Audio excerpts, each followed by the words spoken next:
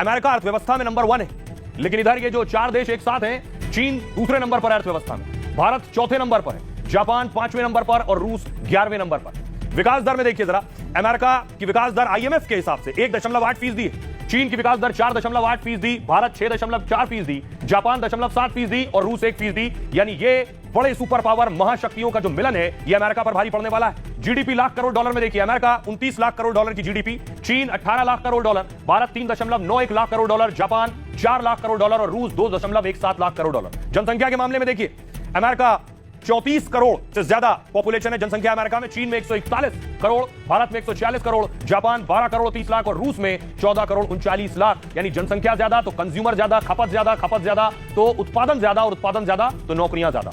और सैन्य ताकत में अमेरिका बेशक नंबर 1 है, लेकिन चीन, भारत, जापान और रूस की ताकत जोड़ दी जाए तो अमेरिका को भी पानी पिलाया जा सकता है।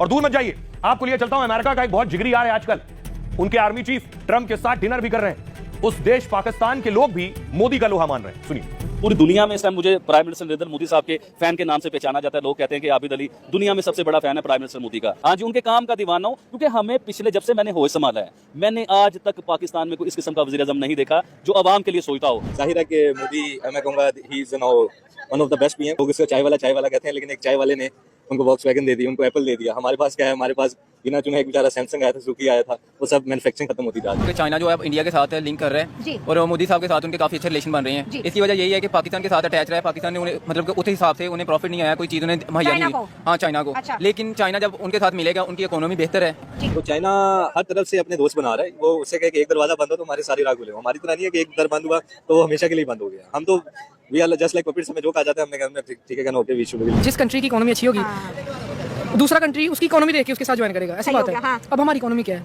कोई इकोनॉमी नहीं है। कितने हमारे जो यंग जनरेशन आ रही है, जॉबलेस हैं सारे। तब आप इस स्टेटमेंट से एग्री कर रहे हैं कि वर्ल्ड फ्यूचर इंडिया के बगैर पॉसिबल नहीं हो सकता? डेफिनेटली, जिस तरह की करंट सिचुएशन चल रही है, इंडिया टॉप पे है। ठीक है। आगे हम समझते थे कि चाइना, अमेरिका ये कंट्री ज़्यादा टॉप पे है, लेकिन अब जो सूरत हाल है उसमें इंडिया टॉप पे कंसीडर हो रहा है। अब वो कंट्रीज इंडिया की तरफ मूव कर रहे हैं। इंडिया पाकिस्तान से बेहतर है। हाँ, वो रियलिटी है भाई, इंडिया हर लिहाज से पाकिस्तान से बेहतर है। हाँ। इस मुल्क में जो वज़ीर-ए-आज़म आए हैं ना, 20-20 साल बैठे रहे हैं, 25-25 साल उन्होंने गवर्नमेंट की है। कोई फौजी आके बैठ के 10-10 साल उसने जान नहीं छोड़ी। चलो बैठो, 10 साल बैठो, 20 साल बैठो, 25 साल बैठो, सारी जिंदगी वज़ीर-ए-आज़म बन के बैठे रहो हमारे ऊपर। और भाई हमें को पाकिस्तान में भी भारत की तारीफ हो रही है और मोदी पावर की बात हो रही है, लेकिन खुद ट्रंप पाकिस्तान में छोड़िए, खुद पाकिस्तान में छोड़िए, खुद ट्रंप अपने देश में घिर गए।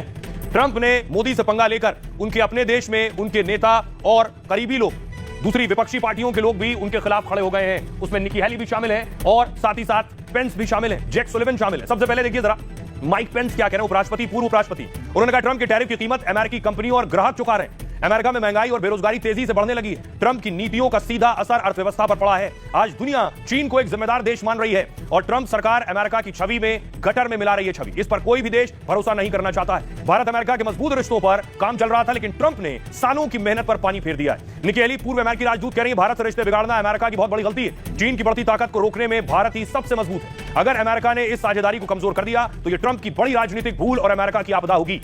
जॉन केरी, पूर्व विदेश मंत्री, कह रहे हैं ट्रंप के तौर तरीके भारत और सहयोगियों को दूर कर रहे हैं। अगर किसी मुद्दे पर असहमति है तो बातचीत होनी चाहिए, लेकिन ट्रंप ऑर्डर देने और दबाव डालने का तरीका अपना रहे हैं। भारत जैसे देशों से ये रिश्ते खराब करने का रास्ता है।